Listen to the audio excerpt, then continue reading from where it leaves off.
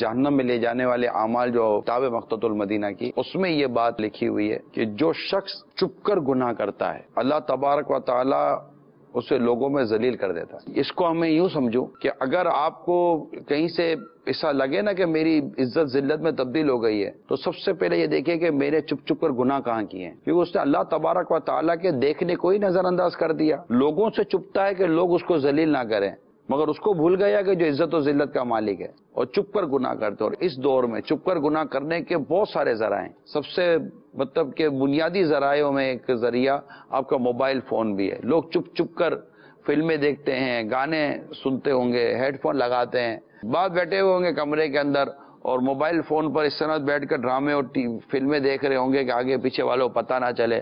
اب لاک کر دیتے ہیں اور پردہ ڈال دیتے ہیں۔ یہ سب کس سے چپ رہے ہیں؟ آپ اللہ کے بندوں سے چپ رہے ہیں۔ عزت و ذلت اللہ کے ہاتھ میں، بندوں کے ہاتھ میں ہے ہی کہاں؟ جس کے ہاتھ میں عزت و ذلت ہے اس سے ڈر نہیں لگ رہا، اور جو محتاج ہے مدہ اس سے ڈر لگ رہا ہے۔ تو جب بندہ رب کے دیکھنے سے نہ ڈرے اور رب کے دیکھنے کو نظر انداز ہی کر دے، یہ تو ایمان ہے کہ اللہ دیکھ رہا ہے، اور وہ کرتا رہے، تو پھر اللہ تبارک و تعالیٰ قادر مطلق ہے، پھر اللہ تعالیٰ لوگوں میں اس کو ذلیل کر دیتا ہے۔ حتیٰ کہ ایک شخص چپ کر نیکی کرتا ہے، اللہ تبارک و تعالیٰ اس کی نیکی لوگوں میں ظاہر کر دیتا ہے، اور ایک شخص چپ کر گناہ کرتا ہے، اللہ تعالیٰ اس کے گناہ کو بھی لوگوں میں ظاہر کر دیتا ہے۔ اللہ تعالیٰ سے استغفار کرتے رہیں، ہر وقت استغفار کرتے رہیں۔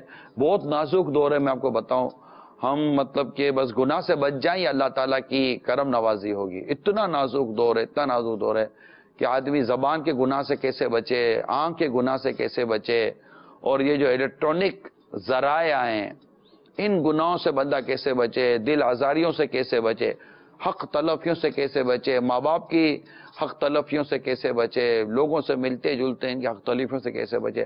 بعض وقت عقل کام نہیں کرتی، دل اور دماغ کیسے کہنا کہ آدمی کام کرنا چھوڑ دیتا ہے کہ آدمی بچے تو کہاں سے بچائیں، یعنی ہر طرف سے جیسے کہ حملے ہی حملے ہیں، ہر طرف سے تیر ہی تیر آ رہے ہیں، خود کو بچائیں تو کہاں سے بچائیں، ایسا عجیب حال ہے۔ بس اس میں ایک عرض کروں گا کہ استغفار کی ہم کثرت رکھیں، استغفر اللہ استغفر اللہ، یعنی قدم قدم پر اگر موبائل کا اگر سانس سانس پر گناہ کا اب اندیشہ موجود ہے۔